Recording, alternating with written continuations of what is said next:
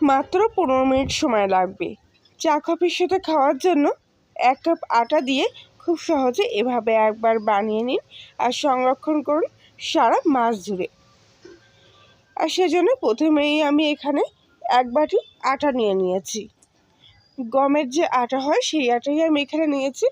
আপনারা চাইলে এক্ষেত্রে ময়দা কিংবা অন্য যে কোনো লাল আটাও ব্যবহার করতে পারেন। এবার এর মধ্যে স্বাদ মতো লবণ আর দিয়ে দেবো কিছুটা কাঁচা জোয়ান। তবে জোয়ানটা হাতের মধ্যে এইভাবে একটু পিষে নিয়ে এবার এর মধ্যে দিয়ে দেবো, এতে গন্ধ এবং স্বাদটা দুটোই ভালো আসবে। কিছুটা কালো জিরাও এর মধ্যে দিয়ে দিচ্ছি। আর নিয়ে নিচ্ছি এখানে একদম সামান্য 1 চুটকি মতো বেকিং সোডা। এবারে আটার সাথে বাকি শুকনো উপকরণগুলো খুব ভালো করে একসঙ্গে এখানে মিশিয়ে নিচ্ছি। এবার আমি যে পরিমাণ আটা নিয়েছিলাম সেই বাটিরই ঠিক 3 ভাগের 1 ভাগ পরিমাণ মতো দানা চিনি এখানে নিয়ে নিয়েছি। এবার এই চিনির মধ্যে একটা এলাচের দানাও দিয়ে দিলাম আর এই চিনিটা মিক্সিং জারের মধ্যে নিয়ে গুঁড়ো করে নেব। তবে যদি আপনাদের কাছে চিনির গুঁড়ো থেকে থাকে অলরেডি তাহলে সেটাও ব্যবহার করতে পারেন। তবে দানা চিনি দেবেন না, তাহলে কিন্তু মিশতে গিয়ে অনেকটা সময় লাগবে। আর চিনির পরিমাণটা আপনারা এখানে আরও একটু কমিয়ে কিংবা বাড়িয়ে নিতে পারেন। তবে এগুলো খেতে একটু নোনতা স্বাদের হয়, সেই জন্য আমি চিনির পরিমাণটা কিন্তু একটু কমই ব্যবহার করছি। এবারে চিনির গুঁড়োটাও এই আটার মধ্যে নিয়ে নিলাম আর শুকনো অবস্থায় চিনির গুঁড়োটা খুব ভালো করে আটার সাথে এইভাবে মিশিয়ে নিচ্ছি। এবার আমি এখানে নর্মাল চা চামচের 3 চামচ পরিমাণ সাদা তেল নিয়ে নিয়েছি। তো সম্পূর্ণ সাদা তেলটা আমি আটার মধ্যে নিয়ে নিলাম আর আটার সাথে তেলটা খুব ভালো করে এইভাবে মিশিয়ে নেব। তবে এক্ষেত্রে আপনারা তেলের পরিবর্তে ঘিও ব্যবহার করতে পারেন। তবে ঘিটা নিলে যে পরিমাণ তেল নিয়েছি তার অর্ধেক পরিমাণ নিতে হবে।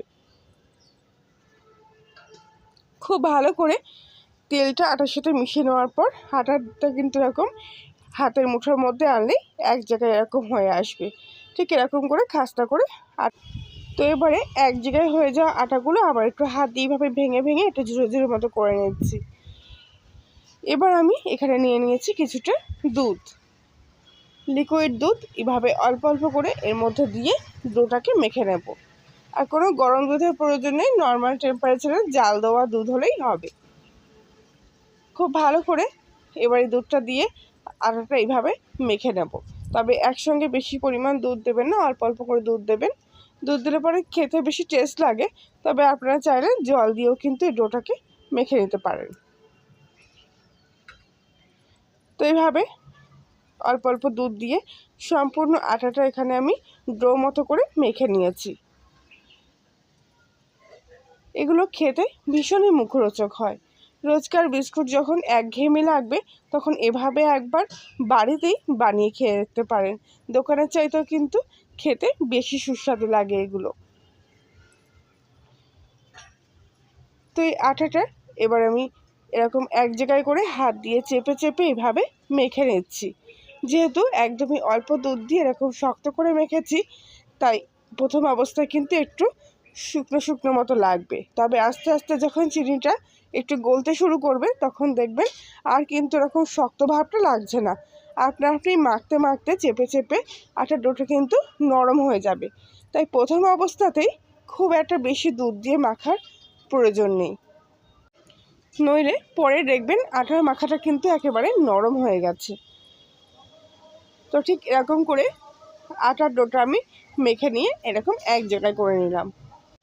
আর এই যে আটার ডোটা মেখেছি দেখুন এর গাটা কিন্তু একদম স্মুথ হয়েছে, কোনো শক্ত ভাব কিন্তু এর মধ্যে নেই, অথচ মাখাটা কিন্তু ভীষণ খাস্তা হয়েছে। তো এই অবস্থায় এটা রেস্টে রাখার কোনো প্রয়োজন নেই। শুধু হাত দিয়ে এইভাবে পাতিয়ে নিলাম। আর এখানে একটা চামচ নিয়েছি, এরকম গোল আকারের ছোট একটা চামচ। এই চামচের মাপে করে করে অল্প কিছুটা করে অংশের থেকে আমি কেটে নেব। নিয়ে হাতের মধ্যে ঠিক এইভাবে নিয়ে এরকম এক জায়গায় করে নেব। তো এইভাবে করলে পরে প্রত্যেক কটা প্রায় সমান মাপেরই হবে আর তাড়াতাড়ি গুটিগুলো কাটাও হয়ে যাবে। হাতের কাছে সামান্য একটু আটার মাখা থাকলেই দেখবেন খুব সহজে কিন্তু এগুলো তৈরি হয়ে যাবে।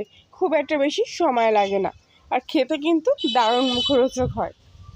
আশা করছি আজকের রেসিপিটি সম্পূর্ণ দেখার পর আপনাদের ভালো লেগে থাকবে। ভালো লাগলে প্লিজ লাইক শেয়ার কমেন্ট করে জানাবেন। আর আপনি যদি কর্নিয়ার রান্নাঘর নতুন সদস্য হয়ে থাকেন তাহলে প্লিজ চ্যানেলটি সাবস্ক্রাইব করে পাশে থাকবেন এবং পাশের বেল আইকনটি প্রেস করবেন নতুন ভিডিওর আপডেট পাওয়ার জন্য। তো বাকিগুলো এভাবে আমি ঠিক গুটিগুলো কেটে নেব।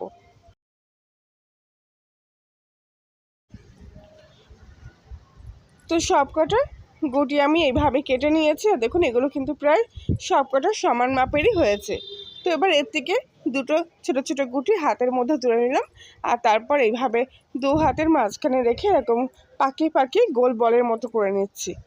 একদম ছোট ছোট, তাই দুটো করে একসঙ্গেই তৈরি করে নিচ্ছি। এবারে এই বলগুলো আবারও হাতের মধ্যে এইভাবে রেখে একটু লম্বা করে পাকিয়ে নেব। এই দেখুন এরকম লম্বা লম্বা করে ঠিক খেজুরের মতন তৈরি করে নিলাম।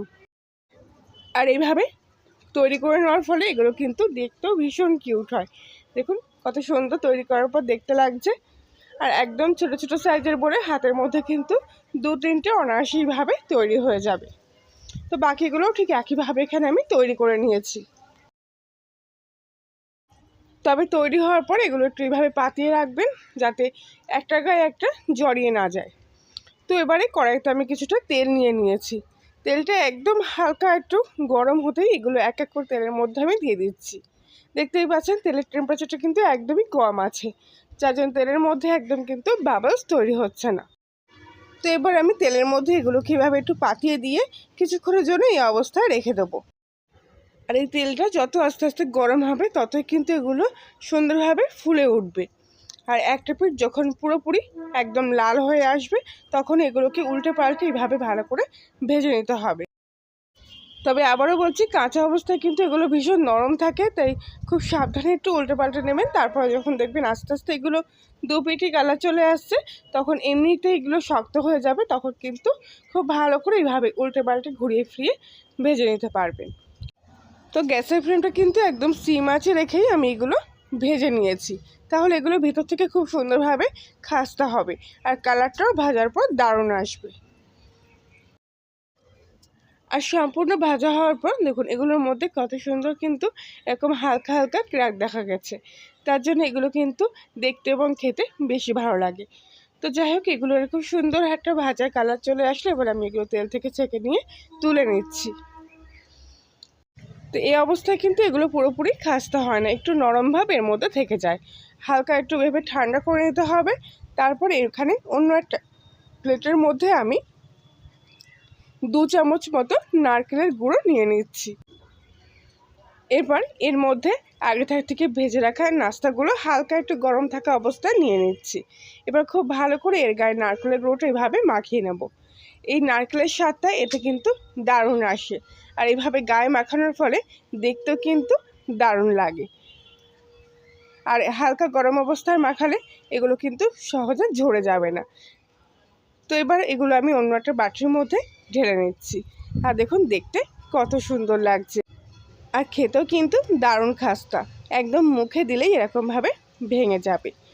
তো বন্ধুরা আজকের মতো এই পর্যন্তই, আবার দেখা হচ্ছে অন্য একদিন। সবাই ভালো থাকবেন।